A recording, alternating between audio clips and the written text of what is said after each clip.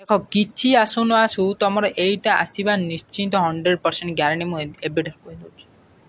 ଦେଖ କ'ଣ ଦେଇଛି ନା ପୁନଃ ବ୍ୟବହାରକ୍ଷମ ଚିହ୍ନ କ'ଣ ଇମ୍ପୋର୍ଟାଣ୍ଟ। ଦେଖ ତାର ଚିହ୍ନଟା ବି ମନେ ରଖିବାକୁ ପଡ଼ିବ କେଉଁ ଭଳିଆ ଚିହ୍ନଟା ଦେଇଛି ହେଲା। ଯଦି ତୁମେ ଏଇଠି ଗୋଟେ ରଖୁଛ ତାହେଲେ 1 ମାର୍କ ତୁମର ପୁରା ନିଶ୍ଚିନ୍ତ ଥୁଆ। ଆକୁ ମନେ ରଖିଥିବ ତାର ସିମ୍ବଲଟି। ଏକ ପଦରେ ପ୍ରକାଶ କର। ଓକେ, ତ ଏକ ପଦରେ ଯେଉଁ ପ୍ରକାଶ କର ଆମେ ଇମ୍ପୋର୍ଟାଣ୍ଟ ତାର ସବୁ ଦେଖିବା। ଏମିତି ବେଳେବେଳେ ଆସିଥାଏ ତୁମ କଲେଜରେ ସବୁ ଏକ୍ଜାମ୍ରେ ଡ୍ୟାସ୍ଫ୍ଲୋ ନ ଆସିବି ଆସିଥାଏ କି ନାହିଁ ଏକ ପଦରେ ପ୍ରକାଶ। ତାର ଆଜି ଆମେ ଇମ୍ପୋର୍ଟାଣ୍ଟ ସବୁ କୋଶ୍ଚିନ୍ ସବୁ ଦେଖିବା ଏବଂ ଯେଉଁମାନେ ଇମ୍ପୋର୍ଟାଣ୍ଟ ଦେଖୁଛନ୍ତି ସେମାନେ ନୋଟ୍ କରନ୍ତୁ ଏବେଠାରୁ।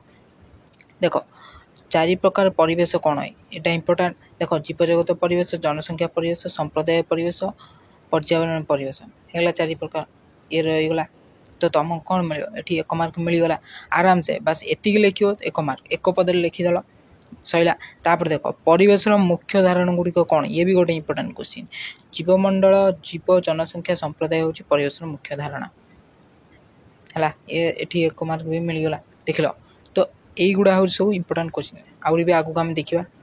ଦେଖ ପରିବେଶର ମୂଲ୍ୟର ସାମଗ୍ରିକ ମାନ୍ୟତା କ'ଣ। ଦେଖ ସାମଗ୍ରିକ ମାନ୍ୟତା କ'ଣ ରହିଛି 7686 ଅଟେ। ଏଇଟା ମନେ ରଖିବ ହେଲା। ଯଦି ବି ଏଇଟା ଆସିଲେ ଲେଖିବ ସମସ୍ତେ। ତାପରେ ଇମ୍ପୋର୍ଟାଣ୍ଟ ଦେଖ ଯେ ପରିବେଶ ରିପୋର୍ଟରେ ଭାରତର ମାନ୍ୟତା କ'ଣ। ପରିବେଶ ପ୍ରଦର୍ଶନ ସୂଚନାଙ୍କ 2022ରେ ଭାରତ ମାନ୍ୟତା 180ତମ ସ୍ଥାନ ଅଟେ। ତ ୟାକୁ ବି ସମସ୍ତେ ମନେ ରଖିଥିବ, ଇଏ ଗୋଟେ ଇମ୍ପୋର୍ଟାଣ୍ଟ କୋଶ୍ଚିନ୍। ତାପରେ ଇମ୍ପୋର୍ଟାଣ୍ଟ କୋଶ୍ଚିନ୍ ଦେଖ ଯେ ପରିବେଶର ମୂଲ୍ୟକୁ କିପରି ମପା ଯାଇପାରିବ। ଏଇଟା ବି ମଧ୍ୟ ଇମ୍ପୋର୍ଟାଣ୍ଟ କୋଶ୍ଚିନ୍। ସମୁଦାୟ ଆର୍ଥିକ ମୂଲ୍ୟ ମାଧ୍ୟମରେ ପରିବେଶ ମୂଲ୍ୟକୁ ମପା ଯାଇପାରିବ। ଇମ୍ପୋର୍ଟାଣ୍ଟ କୋଶ୍ଚିନ୍ ଦେଖ ଯେ ପରିବେଶ ବିଜ୍ଞାନ ଶବ୍ଦ କାହା ଦ୍ୱାରା ଉତ୍ପତ୍ତି ଘଟିଥିଲା ହେଲା। 1886 ମସିହାରେ ଜର୍ମାନୀ ଜୀବବିଜ୍ଞାନ ଏର୍ଣ୍ଣଷ୍ଟ ହ୍ୟାକରଙ୍କ ଦ୍ୱାରା ପରିବେଶ ବିଜ୍ଞାନ ଉତ୍ପତ୍ତି ଘଟିଥିଲା। ଆକୁ ମନେ ରଖିବ ତାଙ୍କ ନାଁଟା ହେଲା। ଇଏ ବି ଇମ୍ପୋର୍ଟାଣ୍ଟ କୋଶ୍ଚିନ୍। ଦେଖ ମେନ୍ ଇମ୍ପୋର୍ଟାଣ୍ଟ ତୁମର ଯେଉଁଟା ଏଇଟା ରହିଛି ଯେ ସବୁଜ ପ୍ରଯୁକ୍ତି ବିଦ୍ୟାର ଅନ୍ୟ ନାମ କ'ଣ ଅଟେ। ଏଇଟା ବି ତୁମର ପରୀକ୍ଷାରେ ବାରମ୍ବାର ଆସିବ। ଦେଖ ମନେ ରଖିଥାଅ ସବୁଜ ପ୍ରଯୁକ୍ତି ବିଦ୍ୟାର ଅନ୍ୟ ନାମ କ'ଣ ହେଉଛି ନା ପରିବେଶ ପ୍ରଯୁକ୍ତି ବା ନିର୍ମଳ ପ୍ରଯୁକ୍ତି। ଏଇଟା ମନେ ରଖିଥିବ ସମସ୍ତେ ହେଲା।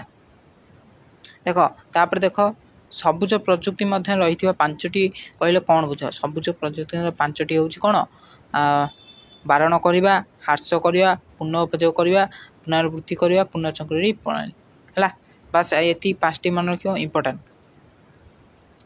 5ଟି ହେଉଛି ଏଇ ଯେଉଁ 2 ନମ୍ବର ହେଲା।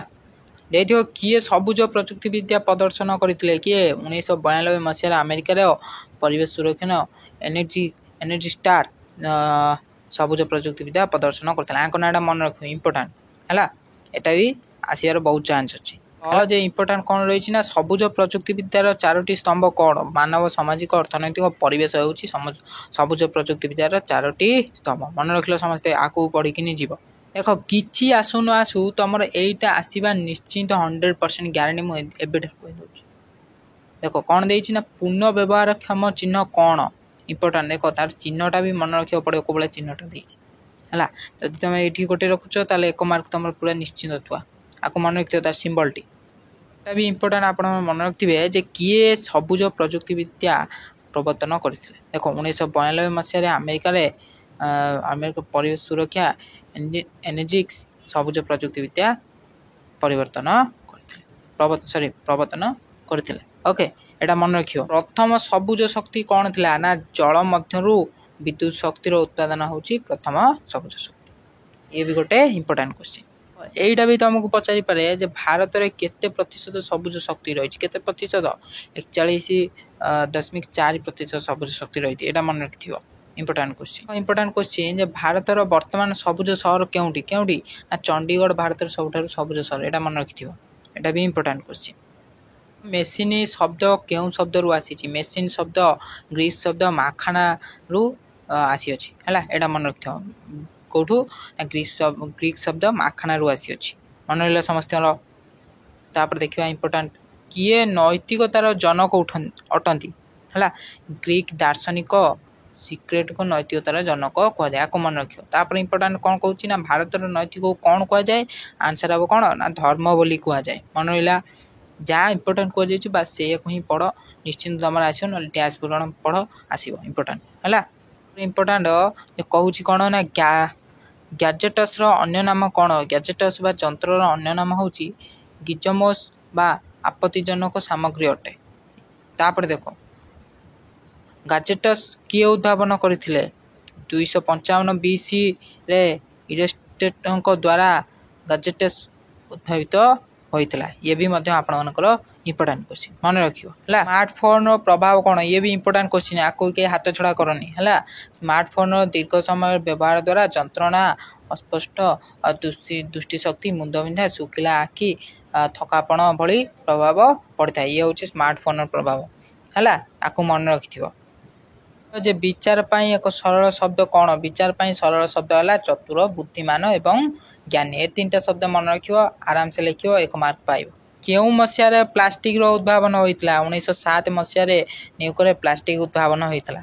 ଦେଖ ତାପରେ ଇମ୍ପୋର୍ଟାଣ୍ଟ କ'ଣ କହୁଛି ନା ଭାରତର କେଉଁ ରାଜ୍ୟର ପ୍ଲାଷ୍ଟିକ ମୁକ୍ତ ରାଜ୍ୟ ବୋଲି କୁହାଯାଏ? ଏଇଟା ମନେ ରଖିବ ଯେ ଭାରତର ସିକିମ୍ ରାଜ୍ୟ 1998 ମସିହାରୁ ପ୍ଲାଷ୍ଟିକର ମୁକ୍ତ ଭାବେ ରାଜ୍ୟ ବୋଲି ପରିଣତ ହୋଇଥିଲା। ତାର ଇଏଟା ମନେ ରଖିବ ଯେ କେତେ ମସିହାରେ ହୋଇଥିଲା ଏବଂ ରାଜ୍ୟ ମନେ ରଖିଥିବ ଯେ ସିକିମ୍ ରାଜ୍ୟ ହେଲା।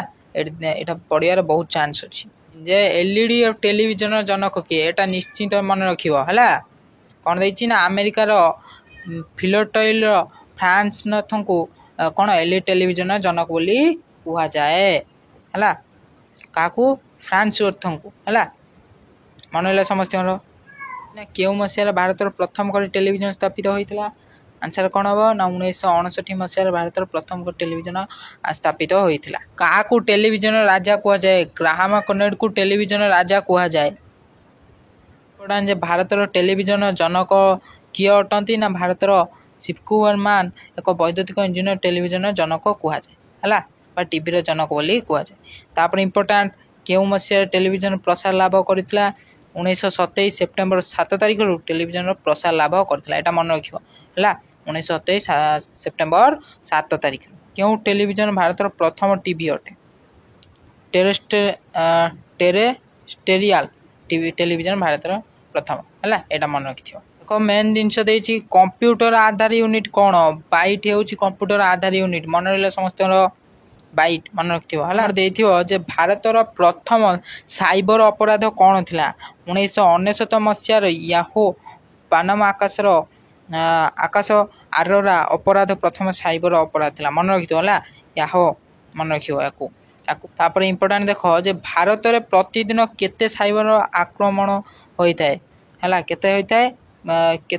ଭାରତରେ ପ୍ରତିଦିନ ମନେ ରଖିବ, ପ୍ରତିଦିନ କେତେ ହୋଇଥାଏ ନା 3700 ସାଇବର ଆକ୍ରମଣ ହୋଇଥାଏ। ଏଇଟା ମନେ ରଖିଥିବ ସବୁବେଳେ ହେଲା।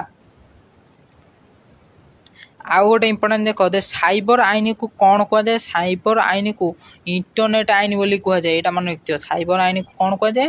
ନା ଇଣ୍ଟରନେଟ୍ ଆଇନ ବୋଲି କୁହାଯାଏ ହେଲା। ତ ଇଏ ଥିଲା ଏକ ପଦରେ ସବୁ ପ୍ରକାଶ କରିବାର ଇମ୍ପୋର୍ଟାଣ୍ଟ କ୍ୱେଶ୍ଚିନ୍। ଓକେ, ତ ଆଜି ପାଇଁ ଥିଲା ଏତିକି ଭିଡ଼ିଓ। ଯଦି ଭିଡ଼ିଓଟି ଭଲ ଲାଗିଥାଏ ତାହେଲେ ଭିଡ଼ିଓକୁ ଲାଇକ୍ କରିବେ। ଚ୍ୟାନେଲକୁ ଏଇଭଳି ଆଗକୁ ଭିଡ଼ିଓ ଦେଖିବା ପାଇଁ ଚ୍ୟାନେଲକୁ ସବସ୍କ୍ରାଇବ୍ କରିବେ। ଜୟ ହିନ୍ଦ, ବନ୍ଦେ ମାତରମ୍।